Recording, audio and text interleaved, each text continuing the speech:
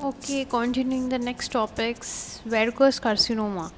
Varicose carcinoma is also known as Ackermann tumor, and it is a variant of well-differentiated squamous cell carcinoma, also known as Ackermann tumor, and it's a variant of well-differentiated squamous cell carcinoma.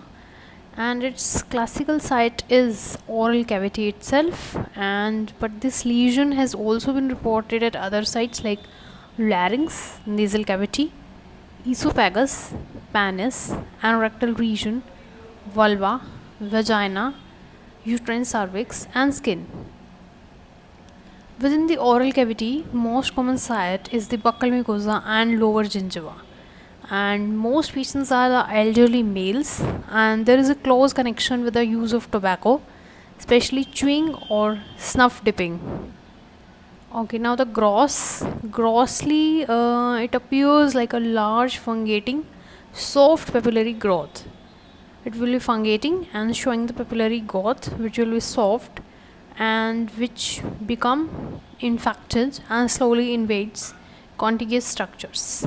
As shown in this figure, this is a soft papillary structure and it's a fungating growth, as we can see in the picture. Okay, it may also grow through the soft tissue of the cheek and penetrate into mandible, maxilla, and invade perineural space. Regional lymph node metastasis is extremely rare.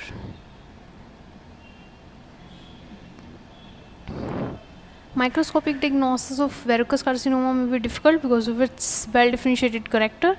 A superficial biopsy show only hyperkeratosis, acanthosis, and benign appearing papillomatosis. And if there is adequate biopsy, this will show a swollen, rounded, and voluminous retipex that extend into the deeper tissues. As shown in the figure, it is the distended retipex which is going down into the deeper tissue. Well differentiated squamous retipex pushed into underlying stroma, as you can see in the picture.